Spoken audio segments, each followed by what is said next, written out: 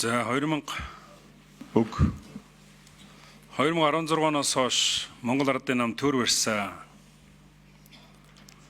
Тэнийг өөдөө нэг ширхэгч бүтээн байгуулалт байхгүй. Дархныхаа замыг одоо хүртэл тавьж бараг дуусаагүй. Ийм л байгаа. Энэ хугацаанд маш их олон хулгай явсан. Төсвийн хулгай, ковидын хулгай, нүүрсний хулгай, аптекийн хулгай, нугаа автобусны хулгай, тээврийн хулгай, сэс зөвшөөрлийн хулгай, хуурам шатхууны хулгай гэдэг асар их хулгаанууд. Хамтарсан засгийн нэг харамсалтай зүйл бол энэ олон хулгаанууд бүгдээр далд орсон.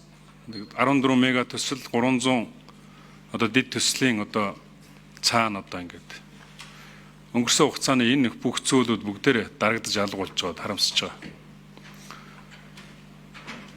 Төрийн өмчийн компаниуд бүр замбраагүй. Жишээ нь 5 толгой төмөр зам дээр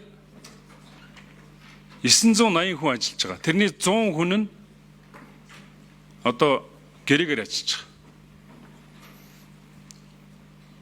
Байхгүй. Улаанбаатар хотод 180 хүн ажиллаж байгаа.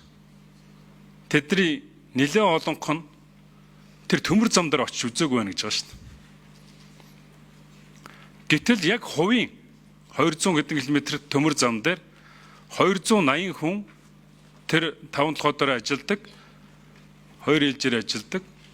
Улаанбаатар хотын захиргаанд нь 9 хүн үйлчлэгчтэйгээ нийлээд 9 хүн ажиллаж байгаа. Энийн үйлэрхийлж байгааг бол өнгөрсөн хугацаанд тэр одоо сонгуульд ажилласан бүх хүнийг бүгдийг төрийн өмчийн компани, төрийн байгууллагуудаар бүгдийг аваач шигсэн гэсэн үг. Одоо юу гэдгийг тэнд аваач бүгдийг дүүргэсэн гэсэн үг.